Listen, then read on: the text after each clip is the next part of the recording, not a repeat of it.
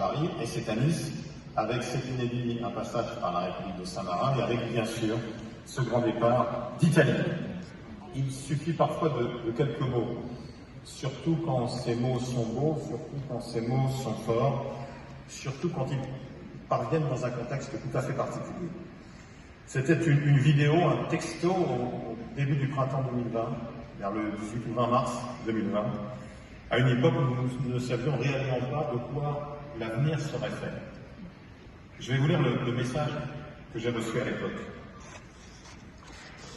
Florence triste et pourtant si belle. Je n'ai pas oublié le rêve du grand départ du Tour, maintenant que je suis mère. Après la fin de cette mauvaise épidémie, je voudrais vous en parler. Quelques mois plus tard, Dario Nardella, maire de Florence, qui avait en effet rêvé du Tour lorsqu'il était premier adjoint, nous rappelle qu'il veut que nous rencontrions Stefano Bonaccini, le président de l'Émilie-Romagne, l'homme qui a sauvé les championnats du monde sur route en 2020 après le désistement de la Suisse.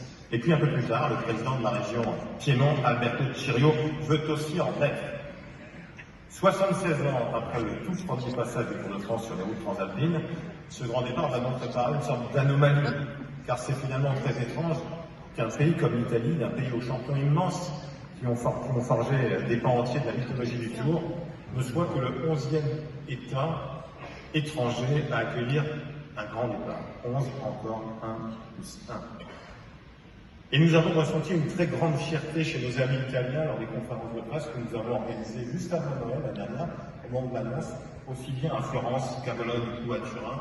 Fierté que nous partageons avec ce départ de Florence, l'une des plus belles villes du monde, musée à ciel ouvert. Il va représenter devant vous maintenant toutes les collectivités de ce premier grand départ d'Italie.